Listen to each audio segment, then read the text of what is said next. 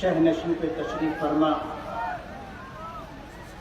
ہمارے آج کے جلسے کے صدر محترم سابق میئر حاجی نجم الدین کھجور والا صاحب، مجلس اتحاد المسلمین کے صدر نقیب ملت بیرسٹر اسد الدین اویسی صاحب، اسٹیج پر تشریف فرما سماجی، سیاسی، تعلیمی فیلڈ سے تعلق رکھنے والے معززین شہر، کارپوریٹر حضرات، میرے بزرگوں، دوستوں اور دور دراز سے سننے والی میری ماں اور بہنوں، کسی نے کہا ہے کہ تیری رحمتوں کا دریا سر عام چل رہا ہے، تیری رحمتوں کا دریا سر عام چل رہا ہے، مجھے بھیک مل رہی ہے، میرا کام چل رہا ہے، تیرے نام کا وظیفہ میری زندگی کا حاصل، تیرے نام کی بدولت میرا کام چل رہا ہے۔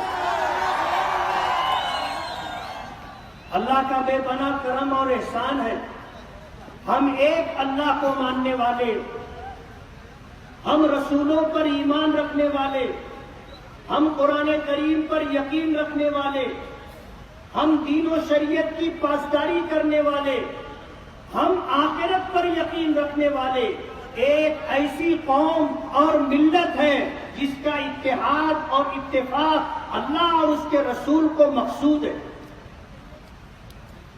لیکن شریعت کی اس بنیادی احکامات کو بھول کر کے جس طرح کی زندگی آج ہم گزار رہے ہیں، یہ بھی تاریخ کا ایک دردناک اور بھیانک حصہ ہے۔ سرکار دو عالم صلی اللہ علیہ وسلم کے زمانے میں ایک موقع ایسا بھی آیا کہ مدینہ منورہ سے سفر کر کے کہیں جا رہے تھے، راستے میں پانی پر کسی بات پر اختلاف ہو گیا، آواز آئی یا لل انصار یا لل مہاجرین، انصار نے انصار کو آواز دی، مہاجرین نے مہاجرین کو آواز دی۔ بات یہ تھی کہ پانی کو لے کر کے ایک انصاری اور ایک مہاجر کے درمیان کسی بات پر حجت بک ہو گئی، دونوں نے آواز اٹھائی، انصار نے انصار کو بلایا، مہاجر نے مہاجر کو بلایا۔ نبی کریم صلی اللہ علیہ وسلم نے فرمایا یہ کتنی بدبودار بات ہے، ہماری تباہی اور بربادی، ہماری نا اتفاقی برادری واد کی بنیاد پر، علاقائیت کی بنیاد پر، لسانیات کی بنیاد پر ہمیں ہمیشہ بانٹنے کی کوشش کی گئی ہے۔ ملکوں کی تاریخ جانے دیجئے، آپ دنیا کی تاریخ اٹھا کر کے دیکھیں تو آپ کو یہ بات ملے گی کہ مسلمانوں کو جب جب فتح اور جب جب اللہ کی مدد حاصل ہوئی، اس کی بنیاد اتحاد اور اتفاق پر تھی۔ ہر مسلمان، ہر کلمہ گو آپس میں اپنے آپ کو ایک دوسرے کا بھائی سمجھتا تھا اور ایک دوسرے کی خوشی میں، ایک دوسرے کے غم میں، ایک دوسرے کے دکھ میں شریک ہو کر کے خوشی بڑھاتا تھا اور غم کم کرنے کی کوشش کرتا تھا۔ آپ اگر ملک و دنیا کی تاریخ اٹھا کر کے دیکھیں گے کہ اگر ہم پر تباہی آئی، ہم پر بربادی آئی اور ہم جب نقصان سے دوچار ہوئے تو اس کی سب سے بڑی وجہ یہ تھی کہ ہم میں نا اتفاقی تھی، ہم نے اپنے آپ کو خانوں میں بانٹ لیا تھا، ہم ایک کلمے کی بنیاد پر، ایک اللہ کی بنیاد پر، ایک رسول کی بنیاد پر، ایک قرآن کی بنیاد پر اکٹھا نہیں رہے۔ ہم نے اپنے آپ کو علاقوں میں بانٹا، ہم نے اپنے آپ کو زبانوں کے اعتبار سے بانٹا، ہم نے اپنے آپ کو برادریوں کے اعتبار سے بانٹا۔ ہوا کیا؟ دشمنوں کو موقع ملا اور دشمنوں نے ہماری وہ دھجیاں اڑائی کہ ہم سے سب کچھ انہوں نے چھین لیا۔ تاریخ اٹھا کر کے دیکھیں، آج بھی ہندوستان میں یہی کھیل وہ لوگ جو برسر اقتدار ہیں کھیل رہے ہیں۔ کبھی ہمیں شیعہ سنی کے نام پر بانٹتے ہیں، کبھی دیوبندی بریلوی کے نام پر بانٹتے ہیں، کبھی علاقائیت اور برادری کے نام پر بانٹنے کی کوشش کرتے ہیں، اور ہم ان کی باتوں میں آ کر کے ہم جب منتشر ہو جاتے ہیں تو ہمارا وزن ختم ہو جاتا ہے، ہماری ووٹیں، ہماری طاقتیں بڑھ جاتی ہیں، اور پھر ہوتا یہ ہے کہ جو لوگ اس سازش کو رچنے والے تھے، یہ پلاننگ کرنے والے تھے، وہ لوگ اپنے مقصد میں کامیاب ہو جاتے۔ کانگریس نے ہمیشہ یہ کھیل ہندوستان میں کھیلا۔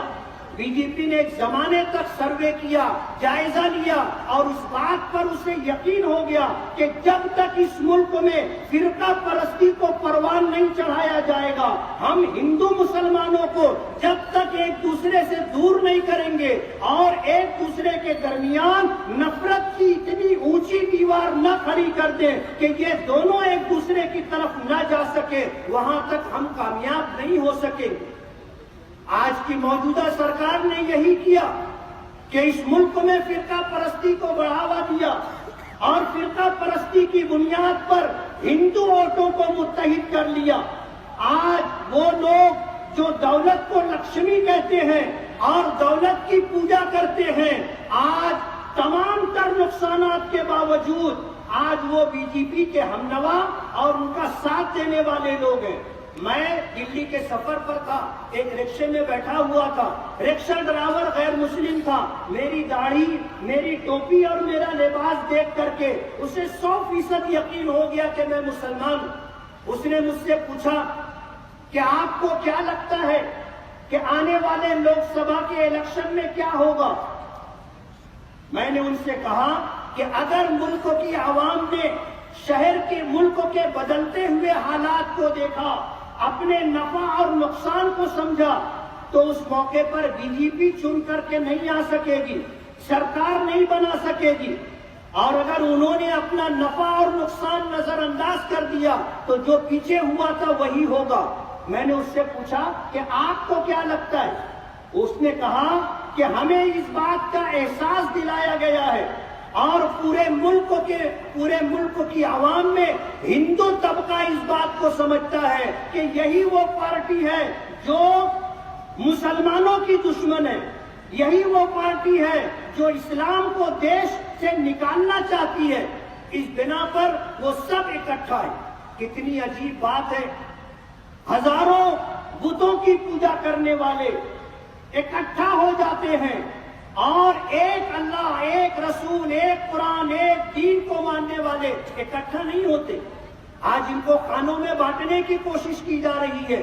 ہمارے شہر کی کانگریس پارٹی، جس سے امیدواری کرنے والے آصف شیخ رشید صاحب کانگریس چھوڑ کر کے بھاگ رہے تھے، آج مجلس اتحاد المسلمین کو جو یہ کہتے تھے کہ یہ فرقہ پرست پارٹی ہے، جو مجلس اتحاد المسلمین کو کہتے تھے کہ یہ بی جے پی کے ایجنٹ ہے، اور لوک سبھا الیکشن میں مہاراشٹر کے مختلف جلسوں میں جا کر کے انہوں نے مجلس اتحاد المسلمین سے متعلق جو فرقہ پرستی اور بی جے پی کی بی پارٹی کہنے کی آواز اسٹیج سے دیا کرتے تھے، وہ کانگریس چھوڑ کر، ان کی پارٹی کانگریس کے لوگ روزانہ کانگریس چھوڑ کر کے بی جے پی میں جا رہے ہیں۔ آپ ان کی اگر دھوتی اٹھا کر کے دیکھو گے، اندر خاکی چڈی نظر آئے گی۔ اور آج سے نہیں، ایک زمانے سے یہ تاریخ کانگریس کی رہی ہے۔ آج میں اس اسٹیج سے ہمارے مجلس اتحاد المسلمین کی صدر کی موجودگی میں اسٹیج پر جو ہمارے کرم فرما بزرگ بیٹھے ہیں، ان کی موجودگی میں کہنا چاہتا ہوں کہ آج کانگریس پارٹی کو یہ لگ گیا کہ ان کا ڈبہ گول ہونے والا ہے، اقتدار ان کے ہاتھ سے جانے والا ہے، شکست تو ان کو اپنے چشم سر سے نظر آ رہی ہے۔ تو آج وہ فلمی ڈائلاگ بول رہے، آج وہ بدلہ لینے کی بات کہتے ہیں کہ 22 تاریخ کا سورج طلوع ہوگا تو کوئی مجھے سمجھانے کے لیے مت آنا۔ وہ اسٹیج سے دھمکی دے رہے ہیں کہ اگر میں ہار گیا تو ان لوگوں سے چن چن کر کے بدلہ لوں گا جو میری ہار اور شکست کا سبب بنے ہوئے ہیں۔ ہم نے کبھی بدلے کی سیاست نہیں کی ہے، ہم نے کبھی انتقامی کارروائی نہیں کی، لیکن آج ڈپارٹمنٹ کی موجودگی میں میں یہ کہنا چاہتا ہوں کہ اگر ڈپارٹمنٹ ان کی دھمکیوں کو سننے کے بعد بھی اپنے کان کو اگر بند رکھتا ہے اور 22 تاریخ کے بعد اگر ہمارے کسی ورکر کو ہاتھ لگایا گیا تو ہم بھی چوڑیاں نہیں پہنے ہوئے ہیں۔ آج اسد الدین صاحب، عربی زبان میں اسد شیر کو کہتے، اسد الدین دین کا شیر، نبی کریم صلی اللہ علیہ وسلم کی خدمت میں ایک بچی لائی گئی، اس کا نام رکھا گیا تھا، جو بھی تھا حضور نے نام تبدیل فرمایا، بریرہ نام تھا، حضور نے نام تبدیل فرما کر کے زینب رکھا۔ حضرت علی کے یہاں پہلا بیٹا پیدا ہوا، حضرت علی نے نام رکھا حرب۔ حرب کے معنی جنگ کے آتے ہیں۔ حضور پاک صلی اللہ علیہ وسلم نے سنا تو فرمایا کہ اس بچے کا نام حرب نہیں حسن ہوگا۔ دوسرا بچہ پیدا ہوا، حضرت علی نے نام حرب رکھا، حضور نے نام تبدیل فرما کر کے حسین رکھا۔ تیسرا بچہ پیدا ہوا، پھر حضرت علی نے حرب نام رکھا، حضور نے نام تبدیل فرما کر کے محسن رکھا، اور یہ فرمایا کہ ناموں کا انسانی زندگی پر اثر ہوتا ہے۔ ہمیں وہ اثر ہمیں نظر آ رہا ہے، پورا ہندوستان دیکھ رہا ہے کہ اگر ان کے والد محترم نے اسد الدین نام رکھا تو دین کا یہ شعر پارلیمنٹ میں اقلیتوں کے لیے، ملک کے دستور اور آئین کے لیے اور مسلمانوں کے لیے سنگھارتا ہے، آواز دیتا ہے، بلند آواز دیتا ہے، اور دشمنوں کی اور اسلام دشمن لوگوں کی آنکھوں میں آنکھیں ڈال کر کے بات کرتا ہے۔ کوئی ڈر نہیں، کوئی خوف نہیں۔ طلاق ثلاثہ کا مسئلہ آیا، لوک سبھا میں بل لایا گیا، اگر اس کی مخالفت میں کسی نے پوری طاقت کے ساتھ بات کی تھی تو ہمارے شیر اسد الدین اویسی صاحب تھے۔ ظاہر بات ہے جمہوریت میں سر گنے جاتے ہیں، اور جب اختلاف رائے ہو تو پھر ووٹنگ کرائی جاتی ہے۔ لوک سبھا میں بی جے پی کی اکثریت تھی، بل پاس ہو گیا۔ راجیہ سبھا میں اکثریت نہیں تھی، پورے ملک کی اقلیت اور دستور و آئین پر یقین رکھنے والوں کو بھروسہ تھا کہ یہ راجیہ سبھا میں بل پاس نہیں ہو سکے گا، لیکن وہ لوگ، وہ سیاسی پارٹیاں جو اپنے آپ کو سیکولر ہونے کا ڈھونگ رچاتی ہیں، وہ سب لوگ غیر حاضر تھے، واک آؤٹ کرنے والے تھے، غیر جانبدار رہنے والے تھے۔ راجیہ سبھا میں بل پاس ہو گیا۔ میں اپنی ماں اور بہنوں سے کہنا چاہوں گا کہ جس طلاق ثلاثہ کے بل پر لاکھوں ہماری ماں اور بہنوں نے باپ پردہ ہو کر کے سڑک پر آ کر، روڈ پر آ کر، کلکٹر آفس تک جا کر احتجاج درج کرایا تھا، لاکھوں کی تعداد میں تھی، ان کی قربانیوں پر ان سیکولر پارٹیوں نے پانی پھیر دیا۔ میں اپنی ماں اور بہنوں سے کہنا چاہوں گا، آپ کو قدرت نے وقت دیا ہے، آپ اپنا بدلہ لے سکتے ہیں۔ یہ سیاسی پارٹیاں، کانگریس اور کانگریس جیسی پارٹیاں اگر ہمیں ہمیشہ ووٹ کے لیے استعمال کرتی رہی ہیں اور ہمارے ووٹوں کے سہارے یہ جو ہے مسند اقتدار تک پہنچتی ہے، اور جب ہم پر کوئی وقت آتا ہے، ہماری شریعت پر کوئی وقت آتا ہے، ہمارے دین پر کوئی وقت آتا ہے، تو یہ ہمارے ساتھ نہیں ہوتے، یہ سامنے والوں کے ساتھ ہوتے ہیں اور ہمیں نقصان پہنچاتے ہیں۔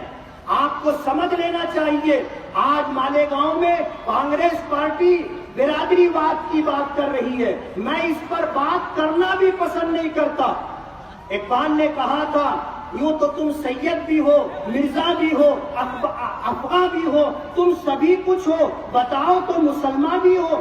ایک مسلمان کبھی اس طرح کی حرکت نہیں کر سکتا، یہ اللہ اور اس کے رسول کی مرضی کے خلاف ہے۔ آج اس موقع پر ملک میں این آر سی کا مسئلہ آنے والا ہے، میں آپ سے بہت مختصر کہنا چاہوں گا، این آر سی پر آپ نے جو کچھ سنا، نیشنل رجسٹریشن آف سٹیزن، آپ ہندوستانی ہو یہ ثابت کرنے کے لیے آپ کو ووٹ دینا پڑے گا۔ آپ نے اگر ووٹ نہیں دیا تو یہ آپ کے لیے نقصان دہ ہوگا۔ آسام کے مسلمان 100% ووٹ کرتے. یہی وجہ ہے کہ NRC کے قانون میں مسلمانوں کی تعداد غیروں کے مقابلے میں کم رہی. 19 لاکھ اگر غیر ہندوستانی قرار پائے تو اس میں 7 لاکھ مسلمان ہیں، 12 لاکھ غیر مسلم ہیں. ہمیں گھبرانے کی ضرورت نہیں ہے. کیوں؟ ہم ہندوستانی ہیں. آپ سمجھ رہے ہو؟ گھبرانے کی ضرورت نہیں ہے. ہم ہندوستانی ہیں. ہم کوئی پاکستان سے، بنگلہ دیش سے، کسی اور ملک سے نہیں آئے ہیں. اسی مٹی سے اٹھے ہیں اور اسی مٹی میں ہم دفن ہوتے ہیں. ہمارے آباء و اجداد کی تاریخ رہی ہے. ہمارے آباء و اجداد کی تاریخ رہی ہے. آپ کو صرف اتنا کرنا ہے کہ آپ اپنے کاغذات مہیا کریں. مسلم پرسنل لا بورڈ کے ذمہ داران نے، خاص طور پر مولانا ولی رحمانی صاحب نے یہ بات کہی ہے کہ آپ گھبراؤ مت، آپ پیش بندی کرو، اپنے کاغذات اکٹھے کرو اور NRC کے جو تفصیلات ہیں اس کے پیش نظر آپ کے لیے اگر ضرورت پڑے گی تو مجلس اتحاد المسلمین کے ذمہ داران، مالیگاؤں جمعیت علماء کے لوگ آپ کی پوری مدد کریں گے. مسلم پرسنل لا بورڈ کے ذمہ داران آپ کے شانہ بشانہ رہیں گے. آپ کو گھبرانے کی کوئی ضرورت نہیں ہے. مالیگاؤں انتہائی پچھڑا ہوا علاقہ ہے. آپ مالیگاؤں کو چل پھر کر کے دیکھیں. ہمارے اسٹیج پر حیدرآباد نامپلی کے MLA جعفر حسین معراج صاحب ہے، سابق میئر ماجد حسین صاحب ہیں. ہم نے کنارے کے علاقوں میں دورہ کیا. آپ کو دکھ ہوگا، مجھے کہتے ہوئے اچھا نہیں لگتا کہ نہ روڈ ہے، نہ گندے پانی کی نکاسی کا کوئی انتظام ہے. ہمارے شہر کی ایک بہت بڑی عوام اپنا استعمال شدہ پانی گڑھے میں جمع ہوتا ہے، اسے نکال کر کے اپنے ہاتھوں سے دور لے جا کر کے پھینکتی. مالیگاؤں کی حالات جس پر کانگریس ایک زمانے تک برسر اقتدار رہی، آپ دیکھ لو مالیگاؤں کی کیا حالت ہے. ہمارے پاس بنیادی سہولتیں بھی نہیں ہے. نہ چلنے کے لیے راستہ ہے، نہ پینے اور استعمال کرنے کے لیے پانی کی سہولت ہے، اور نہ ہی گندے پانی کی نکاسی کا کوئی انتظام ہے. جس طرف جاؤ یہ کہتے ہیں کہ لائٹ نہیں ہے، رات میں اندھیرا رہتا ہے، اور کئی مہینے ہو گئے اندھیرے میں ہم جی رہے ہیں. شہر کے حالات ایسے ہیں، اس کے بعد دعویٰ کیا جاتا ہے کہ 5 سال بے مثال. میں قوم و ملت کے نام پر آپ کو یہ بتانا چاہتا ہوں کہ ہمیں اللہ کے رسول نے ایک امت بنا کر کے چھوڑا تھا، ہمیں ایک قوم بنا کر کے چھوڑا تھا. ہم آپس میں بھائی تھے. ہمارے نبی نے فرمایا کہ ایک ایمان والا اگر مشرق میں رہتا ہے، دوسرا ایمان والا اگر مغرب میں رہتا ہے، تو مشرق میں رہنے والے کو اگر کانٹا چبھے تو مغرب میں رہنے والے مسلمان کو اس کا درد محسوس ہونا چاہیے. آج ہمیں کانوں میں بات کر کے ایسا بے حس بنا دیا گیا کہ جب مالیگاؤں میں 2006 کا بلاسٹ ہوا، مالیگاؤں میں 2008 کا بلاسٹ ہوا، تو آج کے کانگریسی ذمہ دار اس موقع پر انہوں نے امینیہ مسجد کے پاس حال میں کہا تھا اس میں اپنا تو کوئی نہیں ہے نا. گرفتار ہونے والے سب ہمارے بھائی تھے، مسلمان تھے. بلاسٹ ہماری مسجد میں ہوا تھا، 32-36 لوگ شہید ہو گئے تھے. اور اس موقع پر اس وقت کے MLA شیخ رشید نے کہا تھا کہ اس میں ہمارا دکنی بھائی تو کوئی نہیں ہے. اتنی سنگین حالات میں جب ملک کا، شہر کا ایک شخص پریشان تھا، ایسے حالات کے اندر جب برادری کی بات کی جائے تو آپ سمجھو کہ شہر کو کس طرف لے جایا جا رہا ہے. آج اس موقع پر میں آپ کو یہ بتانا چاہتا ہوں کہ پچھلے میرا جو 5 سال کا ٹائم تھا اس میں نے جو کام کیا میں اس کا پرچار نہیں کر سکا. میں آپ کو یقین دلاتا ہوں کہ میں نے جو کام کیا ہے جب آپ کو آپ کے علم میں آئے گا تو آپ کی وہ ساری غلط فہمی دور ہو جائے گی کہ میں نے کام نہیں کیا. لیکن پھر بھی ہم سب کی چاہتوں پر، سب کی آرزوؤں پر پورا نہیں اتر سکتے. ممکن ہے مجھ سے کوتاہی ہوئی ہو. میں آپ سے کھلے دل کے ساتھ یہ بات کہتا ہوں کہ آج میں اکیلا نہیں ہوں، میرے ساتھ مجلس اتحاد المسلمین کی طاقت ہے. میں ان کے ماتحت رہ کر کے ان کی تجربہ کار قیادت کی مشورے سے اس شہر کے اندر کام کرنے کے لیے پوری جدوجہد اور کوشش کروں گا، اور میں آپ کو مایوس نہیں کروں گا۔ ہم نے مجلس اتحاد المسلمین میں شمولیت اختیار کی اس بنیاد پر کہ حیدرآباد میں انہوں نے کام کا جو جال بچھایا ہے، غریبوں کی جو بنیادی ضرورتیں پوری کر رہے ہیں، ان کے پاس ان کے اسکولوں میں کالجوں میں ان کے اسکولوں اور کالجوں میں 16,000 طلبہ پڑھتے ہیں، ان کے پاس ایسے ہاسپٹل ہے کہ 20 روپے میں آپریشن تک کروایا جاتا ہے، ان کے پاس بے روزگاروں کے لیے روزگار کے ذرائع ہیں، ان کا اپنا بینک ہے، اور یہ سب کچھ مالیگاؤں میں کرنا چاہتے ہیں، سب کچھ مالیگاؤں میں کرنا چاہتے ہیں۔ میں آپ سے یہ کہنا چاہوں گا کہ آپ مجلس کی آرزو کو پورا کریں۔ جس طرح پارلیمنٹ میں حق کی آواز بلند ہوتی ہے، میں آپ کو یقین دلاتا ہوں کہ اسمبلی میں آپ کی بھرپور نمائندگی کروں گا۔ مالیگاؤں شہر جس طرح محروم رہا ہے، اس کی محرومیوں کو ختم کرنے کی کوشش کروں گا۔ یہاں کی غریب 67% عوام جو جھوپڑ پٹیوں میں زندگی گزار رہی ہے، ان کی زندگی کا معیار بلند ہو، اس بات کی کوشش کروں گا۔ میں آپ سے یہ کہنا چاہتا ہوں کہ آنے والے 21 اکتوبر کو صبح کی اولین ساعتوں میں آپ کو اپنا ووٹ دینا ہے، اور صبح سویرے اس لیے ووٹ دینا ہے کہ سامنے والوں کی پوری تیاری ہے کہ آپ کو آپ کا بغض ووٹ گرایا جائے گا۔ میرا جانا کچھ علاقوں میں ہوا تھا، وہاں کی ماؤں اور بہنوں نے مجھے گھر میں بلا کر کے یہ بات کہی کہ ہم کو یہ کہا گیا ہے کہ اگر تم دوپہر 3 بجے کے بعد ووٹ دینے جاؤ گے تو ہم آپ کو 1,000 روپیہ دیں گے۔ میں نے ان سے کہا کہ آپ 3 بجے تک رکو گے، آپ کا بغض ووٹ گرا دیا جائے گا، اور آپ کو کوئی 1,000 روپیہ دینے کے لیے گھر نہیں آئے گا۔ اس لیے صبح کے سویرے اٹھ کر کے پہلا کام آپ کو اپنا ووٹ دینا ہے، اپنے گھر والوں کا ووٹ دینا ہے، اور پھر اس کے بعد اپنے گلی محلے کی ووٹ نکال کر کے آپ کو بوتھ تک پہنچانا ہے۔ اگر آپ نے اتنا کر لیا تو مالیگاؤں کی تاریخ آپ بدل دو گے۔ آج جو مالیگاؤں ہمارے پاس ہے، یہ مالیگاؤں کیا ہے، کیسا ہے، آپ کو پتا ہے۔ کم سے کم ہم اپنے آنے والی نسلوں کو ایک اچھا مالیگاؤں دے سکے، اس بات کے لیے ہمیں ایک دن کی قربانی بلکہ چند گھنٹوں کی قربانی دینی ہوگی کہ اپنے گھر والوں کا، اپنے گلی محلے کا ووٹ صبح سویرے آپ جو ہے پولنگ بوتھ پر لائن لگا کر کے ڈالیں۔